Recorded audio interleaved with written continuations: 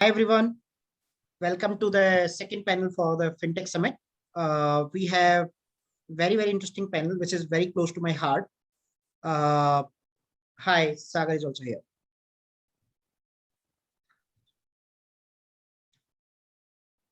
Hi Sagar.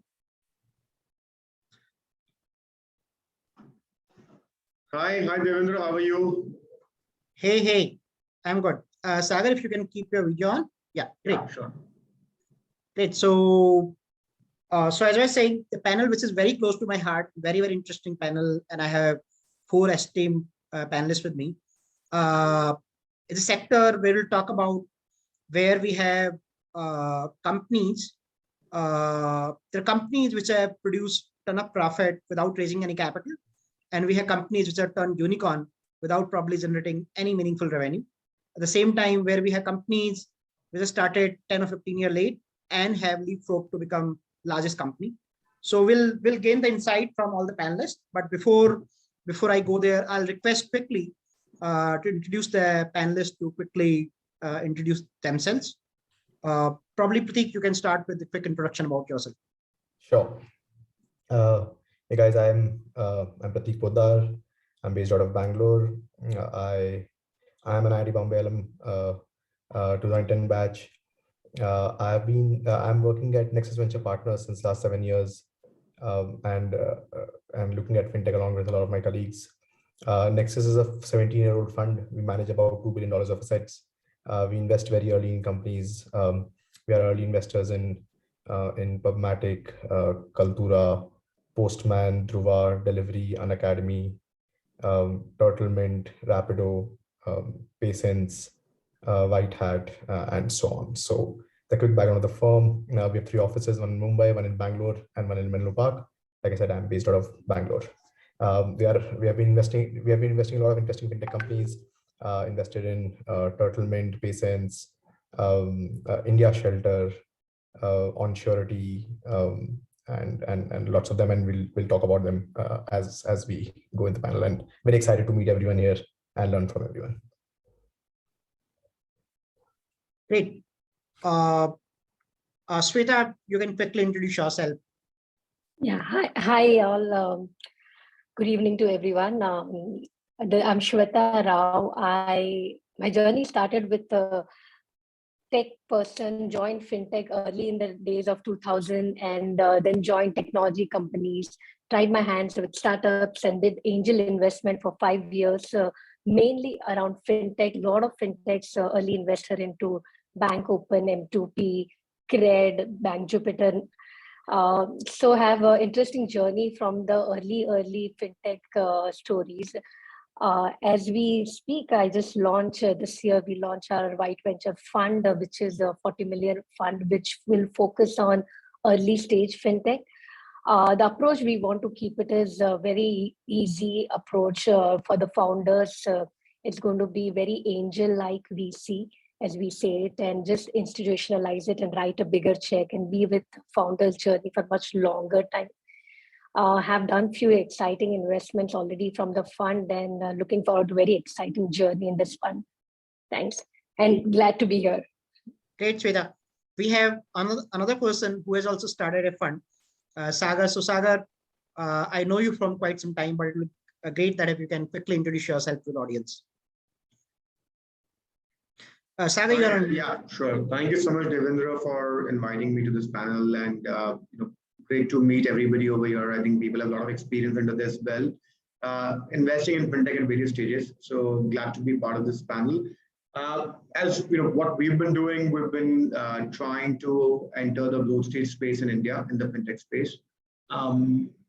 Probably we can say we're trying to be the first growth stage focused fintech fund dedicated to doing Series B and Series C rounds in the fintech space in India. We're a $120 million fund. We have just announced the first investment that we've made, and we are continuing to build this platform, create an ecosystem around us that not only acts as a capital provider, but also acts as an ecosystem support to the portfolio companies that we are investing with. This is a fund which is in partnership with Venture Catalyst. So together we've come and created this platform. And this is India dedicated right now, and eventually the aim is to obviously become a global platform, starting with the Fund 2 and Fund 3. that's a quick summary on what we are doing. I'm obviously leading the fund as a managing partner and co-founder. And yeah, we've got a team of people on the ground and obviously a bunch of venture partners, advisors, and mentors all around the world to help us build this platform better and add value to our portfolio. Great. Hitesh, I had known you for now 12, 13 years, and you have been in the industry probably like longest time, 20 years plus. So would love to know a quick background, if you can enlighten our audience about your background and what you've been doing in FinTech in ICICI Bank. Thanks, Devendra. So I manage startup investments in ICICI Bank. We invest largely, around the Series A kind of stage. And in last 2.5 years, we have done around 17 plus investments. Our focus is largely around FinTech because that is our domain and that is what we understand much better. And apart from that, I also manage a startup engagement portfolio at the bank. Under startup engagement portfolio, we have created a platform to collaborate and partner with startups to create products which are in alignment with our digital roadmap. And there we run a lot of activities like accelerator program, incubator program.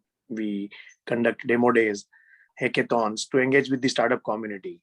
The idea is to work with startups, co-create products and implement those products in the overall banking ecosystem. Third portfolio I manage is the blockchain related initiatives. We have created Indian Bank Blockchain Infra Company, and in that entity, 18 Indian banks have invested, and we are all working together to harness the potential of the DLT framework in trade finance domain. And the fourth portfolio is the digital loans, wherein we work with fintechs, NBFCs, and do co-origination and co-lending along with them. That's very brief about me. And happy to be, amongst all of you. Thank you. Great, Hitesh. I'll start with shooting some question and would love to gauge insight from the panelists. So, as per my understanding, FinTech in India is as old as the ecosystem itself. In 2000, we had one of the pure VC funds came like ICICI when Irrespec Ventures, Take Two, No Subrata was part of that. And in 2000, we had FinTech payment startups coming up. But if we take the journey, FinTech in earlier decade or probably more than the decade was limited to only payment startups. So would love to understand what are constraints which limited only to payment and not other areas of FinTech, and what changed over last 8 to 9 years when suddenly we saw boom in FinTech that today we have 20% of unicorn in FinTech. So would love to know that. And Hitesh bhai, given you have seen the industry longest since 20 years, you have been part of bank since then.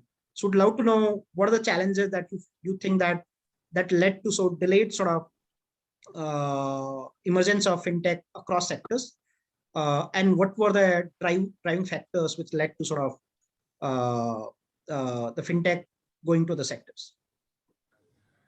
Yeah, so I think you're right, Devendra. Initially, it started with the payment ecosystem, and we have seen a lot of early adopters in the payment ecosystem for which were pro kind of technology. However, few factors which kind of emerged. One, I would say, is the availability of the data. If you see the internet penetration, the the availability of the mobile phones, kind of it jumped at a very higher speed in terms of penetration, which helped to, and which actually helped in creation of a lot of data which was erstwhile not available. And as we moved towards more and more digitization, land records got digitized, a lot of government records got digitized. Now all this data, GSTN, right, which earlier was not there. Now all this put together created humongous amount of data. So when you want to do lending, let's say for example, you need a lot of the data to do the assessment of an individual's profile or the profile of the business when you are doing the credit underwriting. When this data became available, a lot of models emerged around alternate data lending. And then that was the second wave which started, after the payment about alternate data lending. The third, kind of evolution which happened in the, the overall scheme of things was, advent of, neobanks, which also came with a value prop that how do we provide a much better UI UX or a much better experience, to the customers, though customers are, doing their banking with their respective banks, but is there a scope to improve the overall user experience, offer more contextualized products, offer more hyper personalized, kind of product offerings? So that again, was led by a lot of data availability, and payment in a way also became one of the data source. So most of the payment companies, started also monetizing the payment data. So I think the basic pillar, for the fintech, to get spread to the other areas, when it started with payments, I think was one pillar was data. Second pillar was the government's initiatives in terms of creating a lot of infrastructure on which, one can ride. Like, for example, today we are talking of Open Network, right? Which again will facilitate a lot of credit to the segments which hitherto it was not possible. So I think these are some of the factors which led, to the spread of the, which kind of touched upon the other areas of the, the banking domain as well. Thanks, Hitesh bhai, for your insight. Sagar, you invested in traditional businesses in your earlier avatar. So what's your thought? Earlier it was constrained only to payment. Now we see it's going to everything, and now you have launched a fund. So obviously you see a huge potential in this segment, right? So what would your thought, and what Hitesh bhai covered data, some government initiative, anything else apart from that that really changed that? I think it was when I looked at transitioning from private equity to more of a VC hat, right? And that journey from doing traditional NBFC and bank investments to more today's new age tech investments. Fundamentally, as I think Hitesh rightly pointed out, right? Data has changed the game significantly, but a lot of public infrastructure which is made available by the by NPCI, especially on the UPI side, especially on the Open side, account aggregator, digital locker, eKYC, eNACH, right? A lot of these things which are now made available has made doing businesses in the other sectors much more possible, much more easy, and much more faster, right? Also, I think what has happened in the last 5 years, VC capital, which was earlier not available, right, for traditional businesses, has started to become, for the new age tech businesses, have started becoming a little bit more accessible and available. Initially, the most easiest business model for tech VCs was that payment becomes much more easy because there is fundamental simple business model that you charge money for every transaction that happens. That gradually evolved. VCs started experiencing how lending businesses could take off, how insurance businesses could take off, and for that matter, how customer acquisition could become much more easier with this new infrastructure available. So I think availability of VC capital also for new age businesses was a lot more prevalent out there, and that's why I think the takeoff of these businesses was slightly a little bit more later compared to what we were seeing traditionally in the market.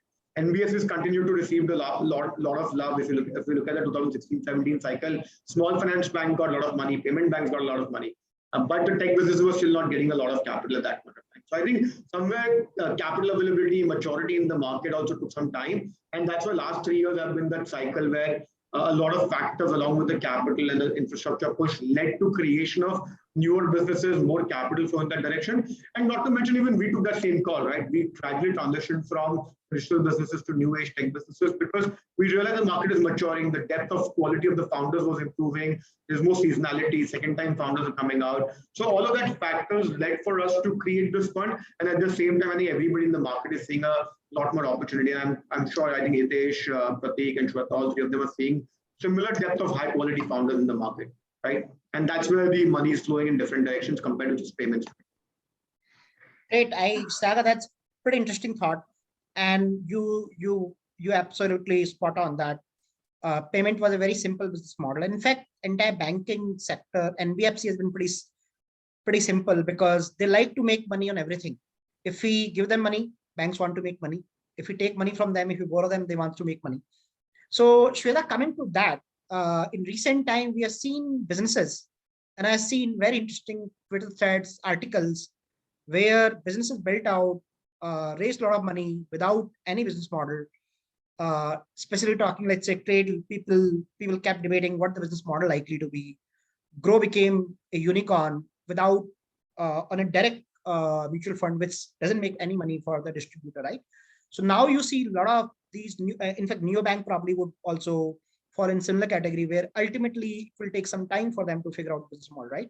So traditionally, banks have a very clear business model, payment had a very clear business model, and now suddenly we see a lot of ventures coming out who feel that let me build a pipe, let me build a distribution, and let me figure out how I'll make money later. So what's your thought on that? And how, as an investor, you look at these businesses? What are the key thoughts that come to you to either invest or not invest in such businesses?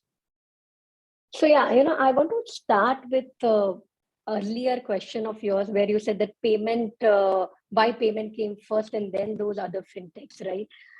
Because unless you solve that payment, a lot of these businesses didn't make sense. Today you have a card for the students, didn't make sense if payment is not sorted. Insurance doesn't make sense if payment is not sorted, right?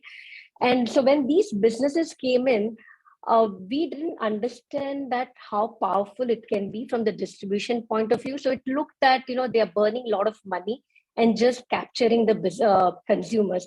But if you look at the new age consumer, to engage with them, you have to be there where they are, right? So typically, like if I am on a Snapchat and I get a product, say that I can, and I'm a student and I can actually take a service of a Q math, and then I have a facility to make a payment also there, I'm going to actually make that transaction happen, right?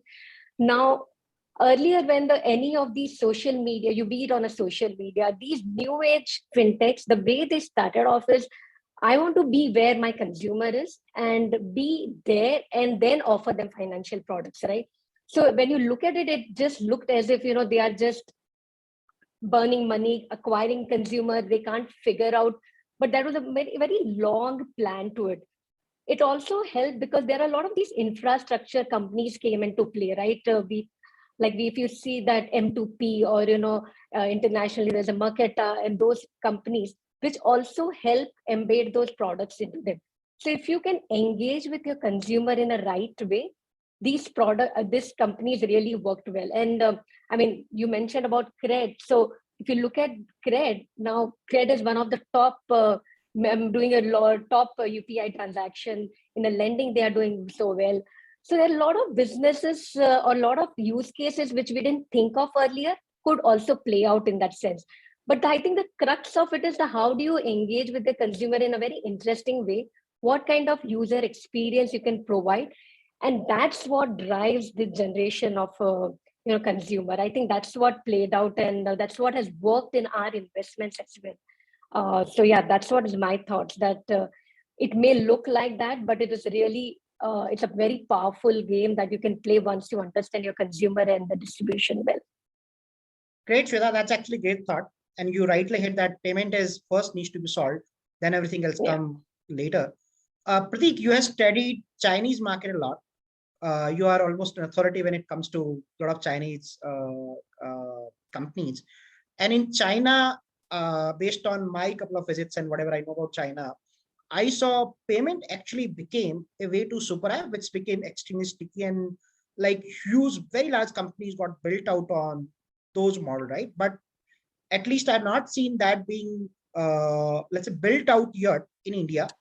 So what do you think? And we are probably not that behind. We are still sort of getting towards maturity, not as mature as China. So what do you think has not sort of happened in India, that we don't have super app like WeChat or Alipay, which is driving everything, and then entire newer categories being built around that? Or you think probably we are early and that would happen maybe like 5 to 10 years? What's your thought on that? That's a very interesting question. First of all, I don't think I don't think payment was a central use case because of which super apps got created in China. Okay. For a super app to get created, it is important to have a very high frequency, very contextual use case, which people cannot leave, and people associate that, and that use case expands into other things. So maps could have been a super app use case, and that's what Baidu was trying. It failed. Chat could be a super app use case, and that's why WeChat succeeded. Payment was a layer on top of it, and like Sweta alluded to, payment is really a layer, really rails. It has to be there. Actually, payments come first, then education and commerce and other startups come, and then maybe all the other, once data is being collected, then all the other lending and insurance startups come. But so in India, payment becoming a high frequency use case as a central point has not happened yet. Is it high frequency for people on the call here? Yes. But even for us, do we really think of one payment app as the only payment app for all of us? Perhaps no.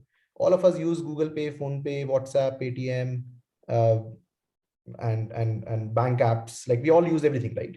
So till the time that is happening, that one product becomes a high frequency central use case product, it's difficult to be a super app. I would, on the point that everyone else was discussing earlier, I actually give a counter example to the fact that payment was the only thing that was working in India earlier. The largest, amongst the largest and well-built companies was Policy Bazaar, which was started in that era itself. So I actually think that I don't think anyone, neither the consumers nor the investors nor the entrepreneurs, differentiated and said payments is the only use case. But what are the four businesses that are built on financial services? One is payment, one is lending, one is insurance, and one is wealth. Lending, like Hitesh alluded to, required data, required collection capabilities. It was not easy to build tech-driven lending companies in those days. And that's why a lot of VCs like us invested in real lending companies, and it did well for all of us. But tech-driven lending companies did not exist then. Wealth, candidly, the market in India then was small. The market has been expanding because of the growth in stock market, and people are becoming richer. People are becoming richer, and India is becoming richer. But wealth market 10 years back was really very small, and I don't think most people anticipated as easily that the market will expand so fast. And the other two use cases, payments and insurance, people experimented and people tried a lot of things, and we see a lot of outcomes. Like Sweta alluded to, I think over time, people have experimented on all the four paths. And what people have realized, that distribution and trust is really the moat for most things in life. So you and I are talking about whether models exist or not. Founders perhaps know the model. It's armchair discussions can happen that models don't exist, etc. But founders perhaps know the model. And at the back end, what they are really optimizing for right now is creating distribution and creating a layer of trust that people will go to that brand whenever they need something in that domain. And that is, all these companies are supremely valuable.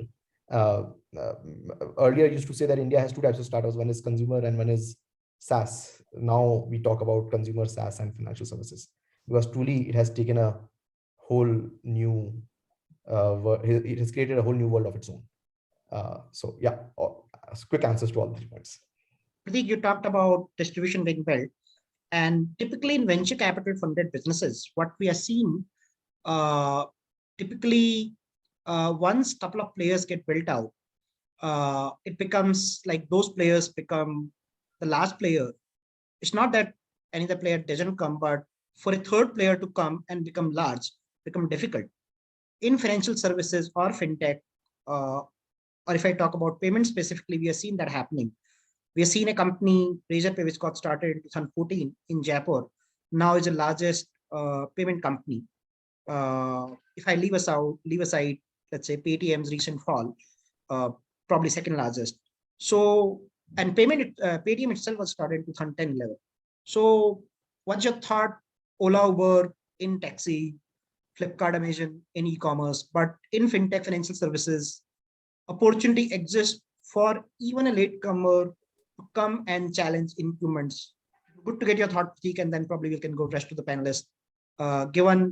Because that question would really answer for a lot of new age entrepreneurs. Hey, we can go and challenge somebody who's probably a $5 billion company today.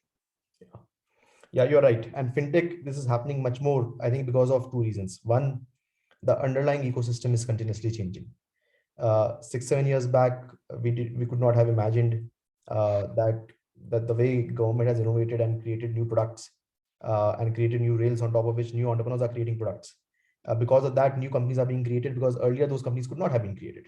So as the ecosystem is evolving, as the infrastructure is improving, new companies are being created, and that is a good news for all entrepreneurs here, because that means new opportunities get created every time a new platform is being launched. For example, when UPI got launched, lots of new companies got created. Account aggregator framework will lead to new companies being created. The improvements in UPI will lead to new companies being created, and we all need to be aware and know about it on what is happening. By the way, one company that I'm working closely with, Turtlemint, they got created because in that year, government changed the regulation. It was just one small line in a large set of regulations that were presented. But that year, government said, well, POSP is allowed, and that's how Turtlemint got created. So because the underlying infrastructure changes, new companies are getting created, and that is good news for entrepreneurs. That's first. Second, this is not true for fintech, but I think across all the verticals, the best way to enter a market where large companies exist is to start with a small niche overlooked area. There was a fantastic book that I read, Laws of Branding, I think 23 laws of branding, 14 laws of branding, something like that.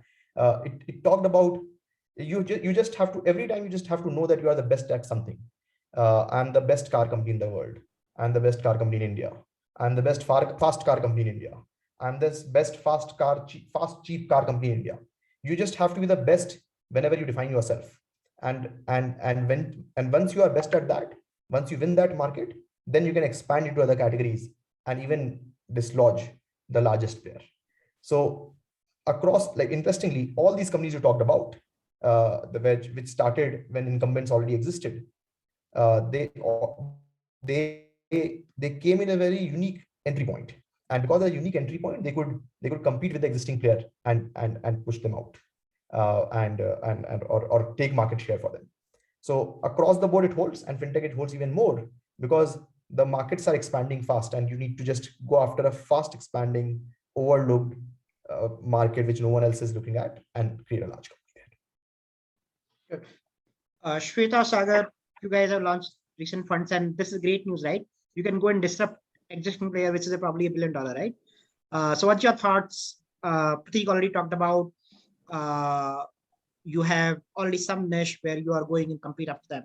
Any additional thoughts you have, which could provide some insight to entrepreneurs starting something in areas which are already being captured by existing players? I have, okay, you want to go? Go ahead, Shweta. I'll add to that later on. No, so I believe the first wave of fintech, which basically did a lot to do with digitizing the offline processes and bringing it online. So if you look at everything, right, we were making payments through bank networks. Now we could do it much sophisticatedly. We could do a lot of things. We used to write forms and do certain kind of processes which became online. So first wave of fintech, if you look at it, all of them basically try to digitize the existing processes and infrastructure.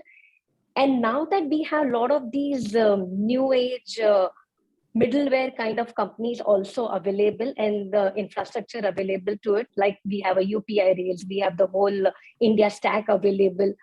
I think now there will be a lot more innovation based on new age consumer rights. And so even for the payments, I have so many payment methods, right? I pay my credit card, I pay by debit card, I pay by UPI, I pay by so many wallets, so many other ways.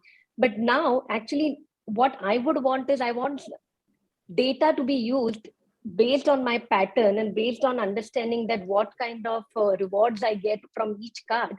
Somebody should be able to say that, you know, for this transaction, without complete seamlessly, make this credit card as your payment option. So that those kind of things would come up even more now. So I just feel that second wave of fintech will use all this infrastructure and come up with very innovative ideas and the products. So there's huge scope in there, right? Because now we have used to digitized products. We need now more innovation into that. So I feel that every area of fintech where every unicorn exists, there would be new innovation using the new technology. It could be tech technology, it could be blockchain technology, it could be so many more technology from general infra piece. I think that's where a lot of innovation will come. So I totally feel that there are a lot more innovation to come into fintech. Sagar, your thoughts on this? No, I think interestingly, one of the things that I clearly watch more closely is that financial services globally, right, continue to acquire 1/3 of the economy, right, or at least contribute 1/3 of the economy. And financial services beautifully cuts across all the sectors, right? Whether it's agriculture, whether it's healthcare, whether it's B2B commerce, whether it's education for that matter, right? Take any industry in India, right? From real estate to anything, right? Financial services becomes an extremely important part, whether you talk about payment, lending, insurance, and wealth, all four of them, right? And that's why financial services will never be, and fintech is a derivative of that. And that's why I add financial services more than fintech over here, that it will never be a winner take all market, right? There will be across the sectors, you will need to create products and services where you need to go deeper and deeper, peel the layers of it, right? Innovation, as Sweta rightly mentioned, is a lot more possible in financial services and fintech than in any other sector.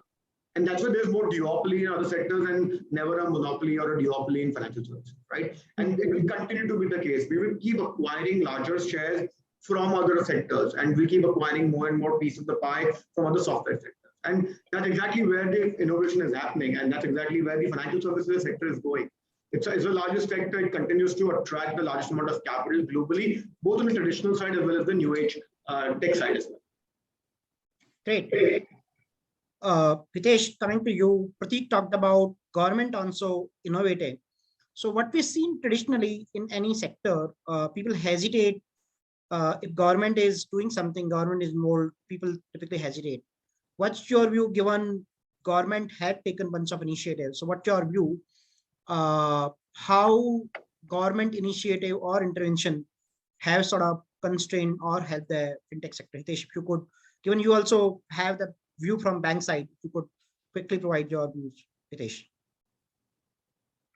Hitesh, you are on mute. Yeah.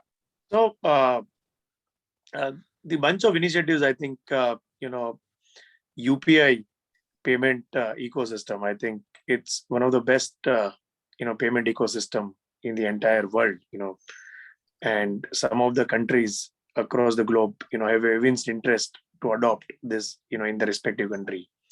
The initiatives like, account aggregation, where the sharing of data, becomes much more easier, through the consent by managing the, consent of the customer.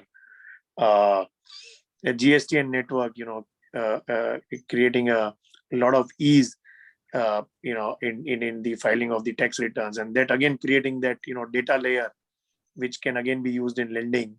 So I think a lot of these initiatives, even like, regulator, if you see, they have created the innovation sandbox, wherein if you have an idea, you can actually apply for that sandbox and they will support you in terms of commercializing that idea.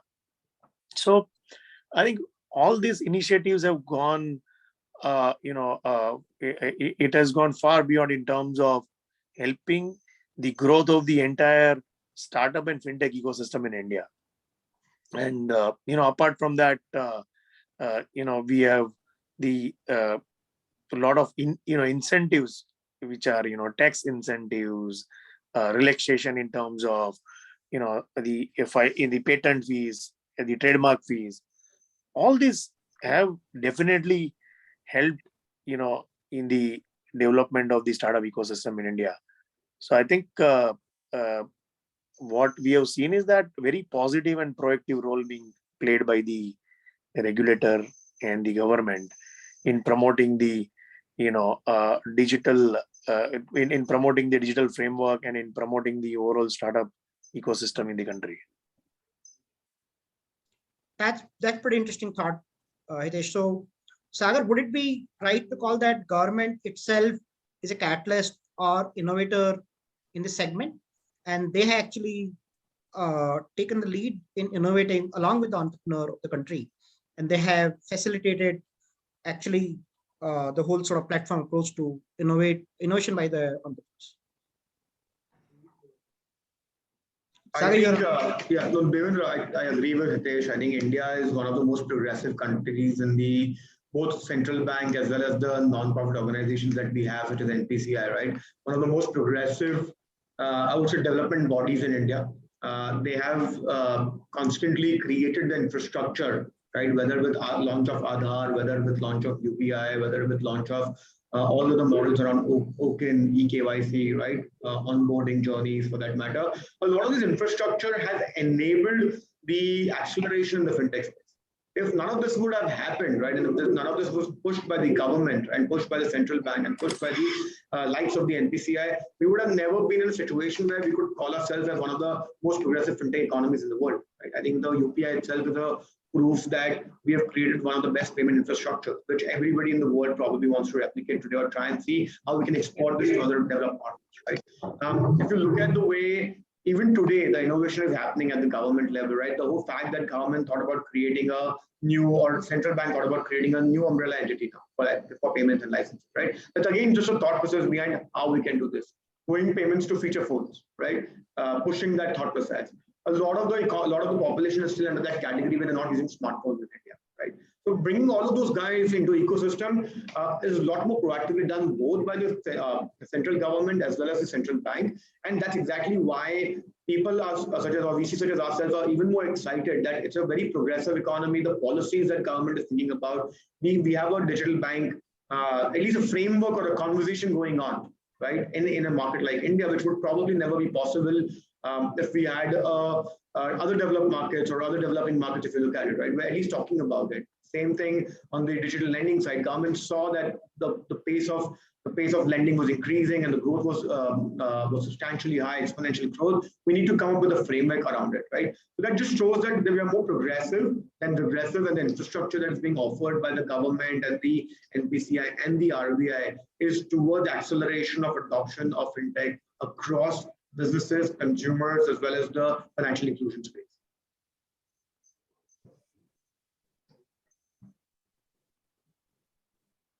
Hello? I think we lost Devendra. I think we lost Devendra, yeah.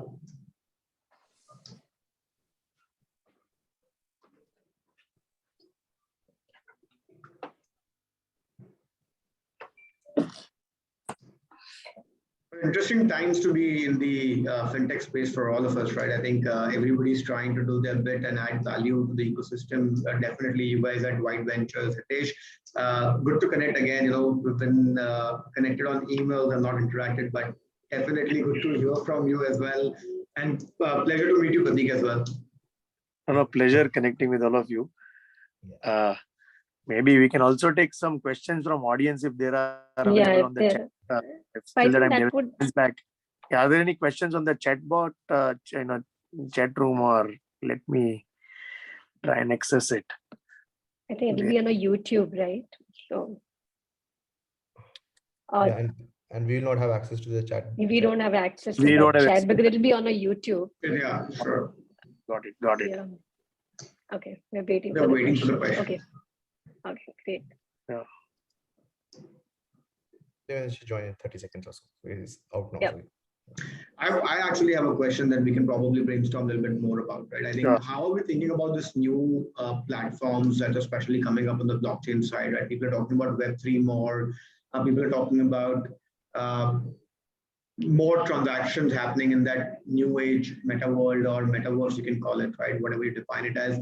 And increasingly, founders are trying to build platforms on around cryptocurrencies and the platforms around that. And that's going to kind of add more value or probably disrupt a little bit more traditional financial services space or traditional fintech space, right? How are you guys seeing it? We are meeting some interesting founders at those stages where they're building really fast, the whole decentralized finance at the same time, right? What are you guys seeing on the ground? Are you meeting interesting founders? Are you seeing some sea change happening, or this is just more incremental value add that's being done across the space. So starting with Pratik, over to you. What are you guys seeing at Nexus as well? Yeah, I'm actually spending about 50% of my time right now in Web3 and very, very excited about the potential. But I actually simplify my life by thinking about companies in different stages, in different layers of operations. So a lot of DeFi companies I meet are actually operating at the crypto layer only, where people are helping you make more money of your cryptocurrencies, helping you manage your assets and so on. So they are operating only in the crypto layer, a lot of them, and that makes my life easy because then it's just simple thinking about crypto as a currency, crypto as a different asset class, and someone is helping you create better yield, someone is helping you manage it better, etc. That is easy part. Someone is helping you think of it as payment, think of it as for trading, etc. It all makes sense. The place where it connects to the real world is at on ramp and off ramp. The on ramp and off ramp is something where we have to think about it more deeply, and that's where all those regulatory concerns and all those compliance issues also come in, which we think about more deeply. So most of the investments that I have done till now have been only operating at the crypto layer, connected with the real world only at one point where you could control the experience and control the compliance and make sure that you are doing things right by the government and right by the customer. But operate only at one layer and not be connected to the two layers at all points and create inefficiency. But that's the call I have taken when I'm investing in companies. So like I'm invested in Mudrex, which is a crypto asset management platform. So on ramp, of course, is interesting, but after that, it all is in the crypto world itself. I'm investing in an identity protocol which helps lenders identify the customer better by creating a unique identity for the customer across all his transaction, across all the addresses. It's a very exciting product, but again, operating at the blockchain layer only, and that's why disconnected with the real world. I'm investing in a lot of infra companies, which is helping other companies on the crypto side manage things better, other companies on the real world side manage things better, and I'm investing in the picks and shovels businesses, which again makes it kosher at the regulatory level. But if you're connected at both the ends, then it becomes challenging, in my opinion. No, I think that's interesting perspective. Devendra, sorry, I've taken the role of a moderator for the time being, since you are not not there. I've just asked the panel a question about how are we seeing the whole tokenization, Web3, DeFi, the decentralized finance, right? How the whole ecosystem that's coming up really fast, right? And there's new developments happening, infrastructure happening. So wanted to hear obviously everybody's perspective. Hitesh, I think you are looking at blockchain very, very closely, as well as what you mentioned at the start, right? So it would be great to just hear your perspective, and then I'll give it back to Devendra and Sweta, right? However, whatever next you want to discuss, for sure.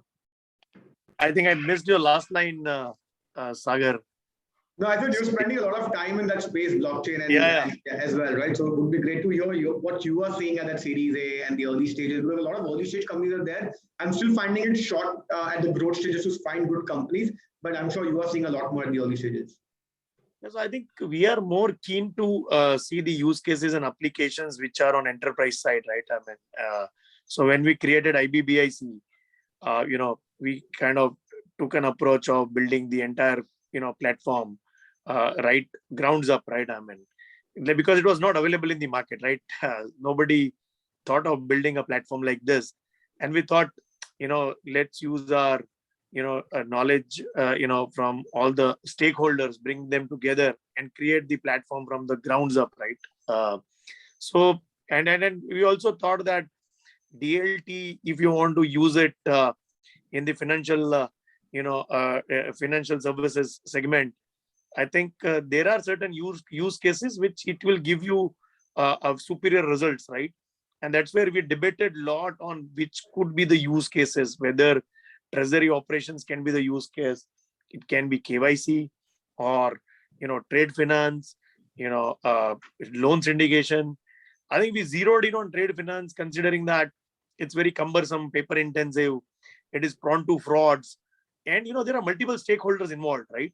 So that's where we thought of using DLT framework and creating a platform where we bring all the stakeholders together, like whether it is importers, exporters, whether it is importers bank, exporters bank, insurance companies, shipping agencies, freight forwarders, right? And lot many other stakeholders bringing to, brought together on a single platform, and the base is, entirely on DLT framework.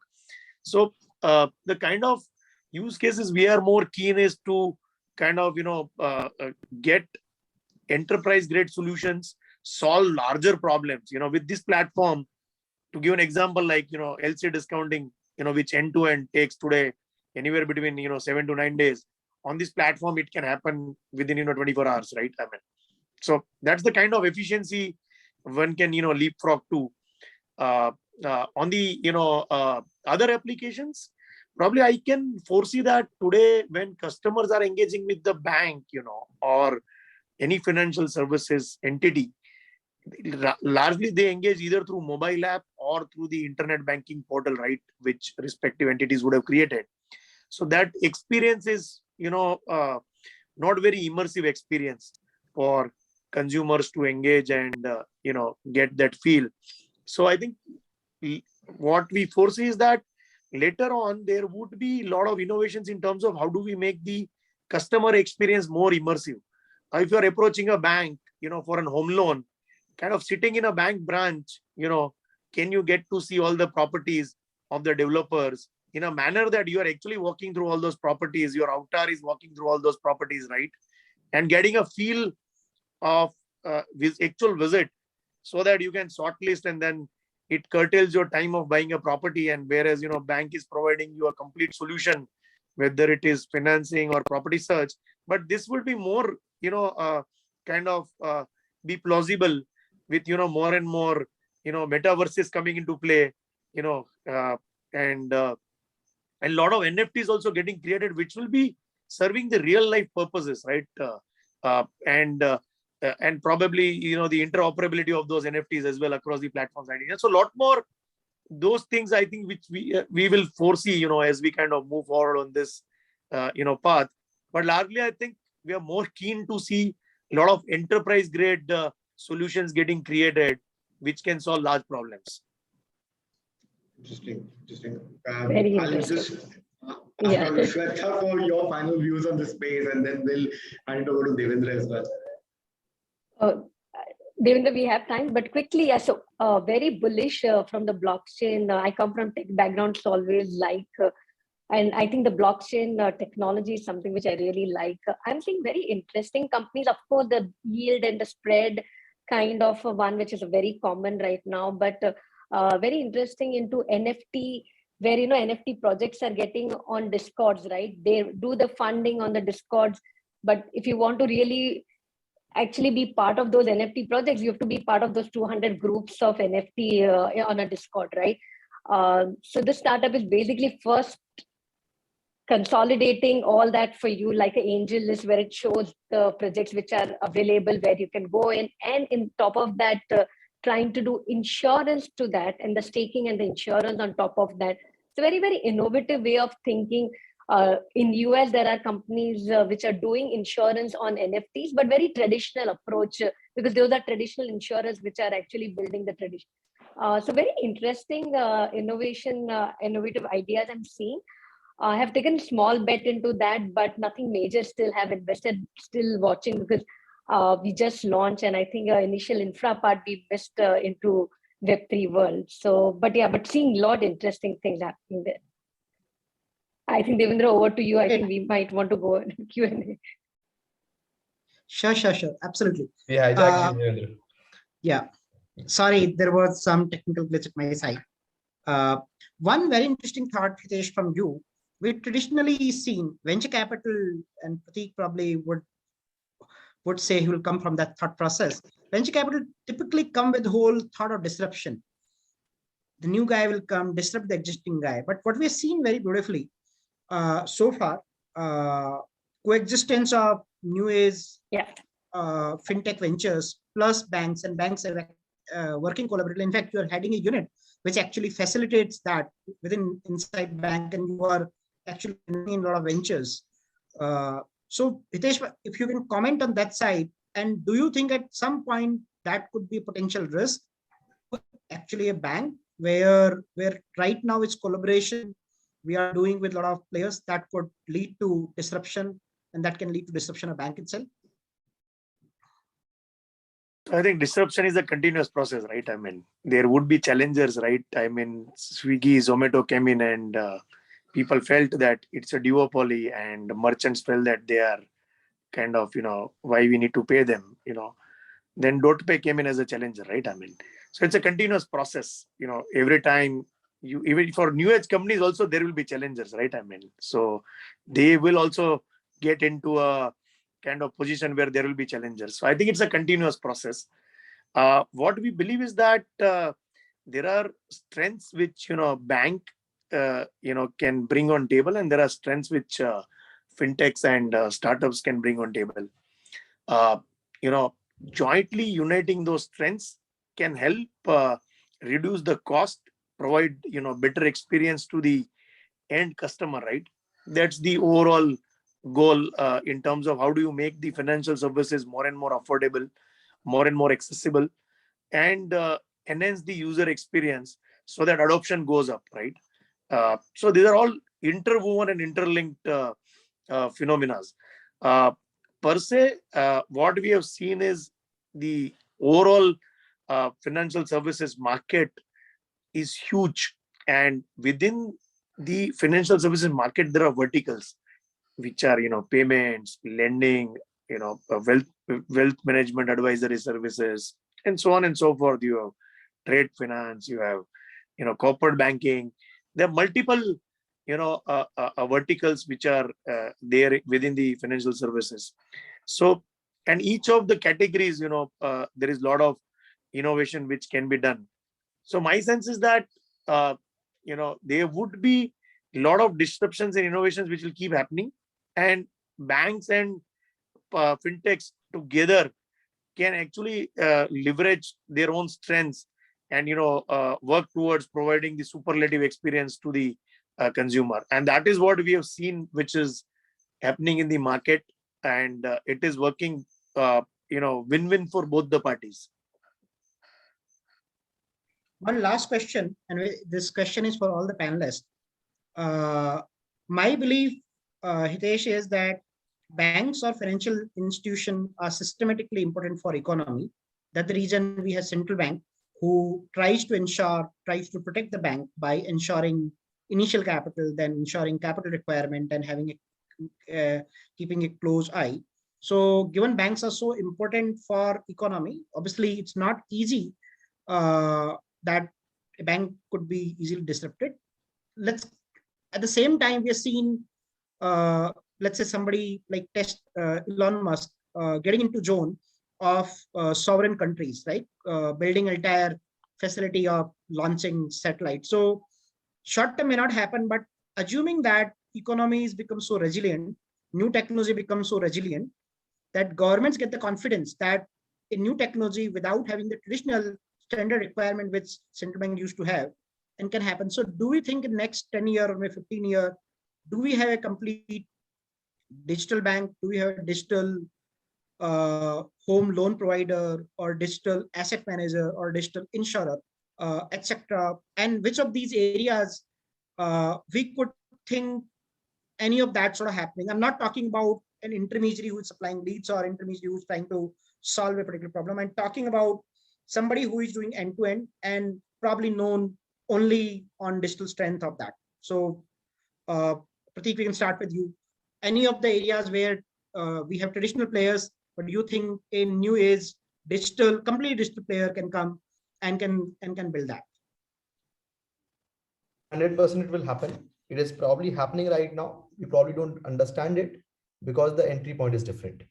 See, whoever needs to say that they are building a digital bank are perhaps not building a digital bank. It will so happen that people who are not even saying that they are building a digital bank, because they have the distribution, because they have the trust, because they will provide the service in the right manner, they will eventually start looking like that, and they will all surprise us.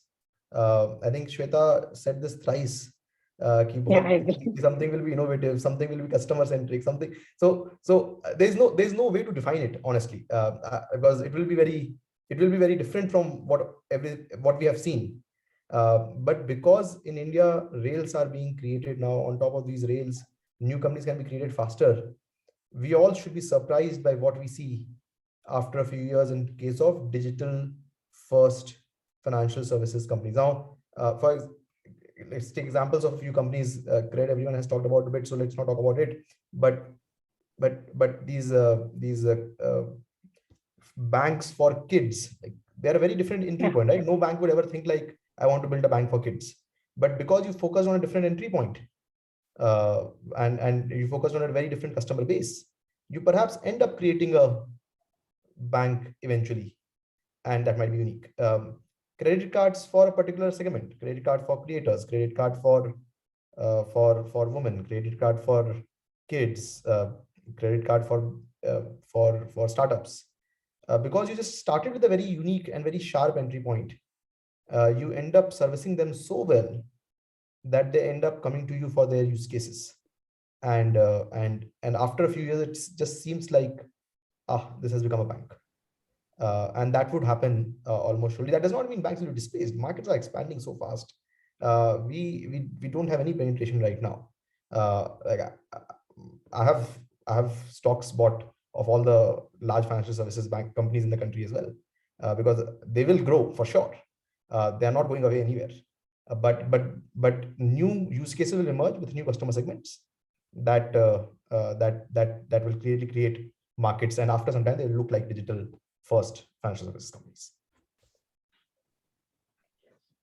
I totally agree with Pratik on this, saying that this is going to happen, and different entry point. I also feel that a lot of different way, the way we call it a digital bank, it could be actually from the vertical SaaS kind of approach as well. And then they actually become like a banking provider for a particular category. It could be for a restaurant, it could be like the way the toast we have seen, or it could be for a creator economy. And creator could not be the influencer on Instagram.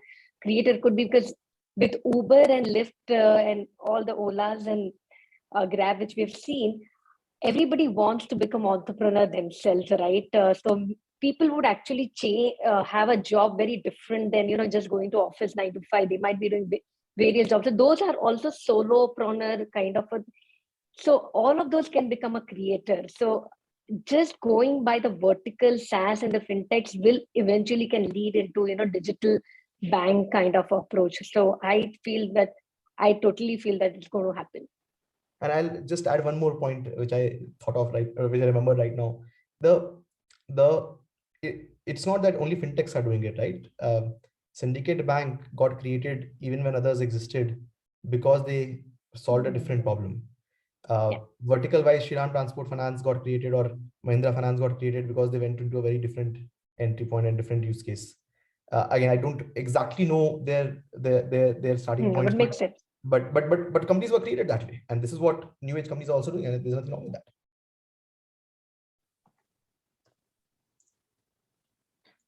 Very much agree with both Sweta and Pratik as well. I think digital journeys are beginning right now. We are at inflection 2.0 for tech sector overall, not just fintech. I think, right, the COVID was a good, I would say, accelerator for people to move online. It was a natural accelerator for people to move even further online. I think demonetization was probably the first, and geo launch was the first fintech, or I would say tech 1.0 inflection point in India, and now this is the second inflection point in India as well. I think globally, anyways, a lot of people are completely digital. In India, I think the digital journeys are picking up much faster, both on the B2B side and the B2C side, right? I think we have taken our first journey with Neo, right, as a first investment in the fund, and that's probably a 5 to 7 year call on where we see the market going in the next 5 to 7 years, right? And I think some of us are associated with neo banks in some fashion or the other, right? It's not just about the name or the brand that they're creating, it's about the journey that they're creating of the customer, right? People want to do whole asset and liability management, take away from banks and do it themselves, right? At home, sitting at their doors, sitting at their convenience of their couch or their living room, right? They can do the entire life cycle journey management. How we are today probably ordering food, right? Or making payments for that matter. We want to move all of that online I would never want to visit my bank for that matter, right? Not that they will not exist. They will create their own infrastructure. They will create their own niches, right? And they'll become the largest balance sheet providers. But fundamentally, consumer journeys will move online, both on the, as you rightly mentioned, on the real estate side, on the B2B businesses side, right? A lot of journeys in the businesses today, as Hitesh mentioned, on the trade finance side, is a paper-driven journey. None of these will be required with tokenization. None of these will be required with smart contracts. None of these will be required through distributed ledger system, right? A lot of these will move online. Give a 10-year view. I think I see a lot more probably completely digital journeys. Now, whether you can call them neobank or digital banks, or you can call them digital platforms, whatever. But the journey of the consumer, the experience of the consumer, the use case of the consumer will be completely online. And we are extremely bullish about it, right? And we are definitely taking more bets in the space where you are controlling the entire customer experience and providing end-to-end the full stack service completely digital and completely online, right? And I think consumers are willing to pay for it. If there's a good product, if there's a good service, there's a good quality and good team building it, consumers will definitely pay for it. And we are seeing this happening across verticals for that matter. Hitesh, any last words from you, Hitesh bhai? No, I think if you see, couple of countries like, Hong Kong came out with virtual bank licenses, and now some of the virtual banks are already operating, right? StanChat, which is partnered with, other stakeholders and launched a, brand Mox in that market, right? They're already running a virtual bank there. So those things will kind of, happen. But I think larger part of the story is what do the customers want, right? I mean, so at the end of the day, there are customers who are still comfortable visiting branch, right? So, till the point in time, you have varied sets of customers, right? Those different forms will exist. And, going forward, what we are seeing is, companies like Apple, launching card, WhatsApp, we have now WhatsApp Pay, right? I mean, so those ecosystems, Google Pay. So all those, big techs have already ventured into some of the parts of the, financial services. The other consideration is also how much you want to get regulated, right? When you are offering financial services and dealing with the public money, I think there is a lot of responsibility which comes along with it. And how many of the, new age companies would be willing to take those responsibilities and, abide by, the certain set of regulations which you need to abide when you're dealing with public money. But yeah, having said that, Singapore also announced, right, digital bank framework. I think in India also there is a, paper which is being rolled out by, Niti Aayog, and there is a debate and discussion going on around it. So, we need to thoroughly examine that what is it will solve for a customer, which today a customer is not getting, right? As Pratik mentioned, and Sweta, and obviously Sagar also mentioned that, what are those problems, which are still not solved for. And if you are able to solve for those problems, you will find, adopters and takers for it. Just for the sake of, doing something, if you get into it, I think, it will fall like a pack of cards. So I think one is to really think through that. What are the use cases? What are the problems it will solve for? What ease of convenience it will bring in for the customers? And we believe that, those things will kind of, today also, when you talk about insurance companies, like we have companies like Echo, Digit, which are, let's say a digital insurance providers, right? I mean, to that extent. So I think there are players in the market who are already, doing it or working on it, and we'll see more and more such, innovations which will, keep happening. So I mean, happy to be kind of, part of it, drive some of it, and we believe, yeah, all those things are inevitable. Great. I think this is pretty interesting thought, Hitesh, and completely agree. Already something is happening, and we'll definitely see some of these happening over next few years. And the reason we all are here, we have 3 VCs and 1 corporate VC. So I'm sure all of you would invest in newer ventures and would drive forward the innovation that would sort of come forward from the country. So it was amazing to have all of you. Thank you so much for being amazing panelists. thank you so much. And with this, we would close the today's session. And to all the audience who are listening, we'll start our session tomorrow morning with the. I think we are getting question, but it's already overshot the time, so I would not sort of. The question I'll repeat for your benefit: Would UPI completely take over all the other modes of payment like card, etc.? Do we see like they completely disappear in case of UPI? If somebody wants to take it. Well, that's the question. We already overshot the time, so I'll leave it to panel if somebody wants to take it. I think it's a long conversation, right? That itself will probably take another 15-20 minutes. That UPI versus credit card versus debit card is a long debate we've probably all had. So maybe all separate conversation altogether. Maybe we'll have separate conversation. Absolutely. Great having you guys. And audience, it was lovely having you guys, and we'll see you tomorrow morning. Thank you so much. Thanks everyone. Enjoy. Thanks everyone. Bye. Thank you.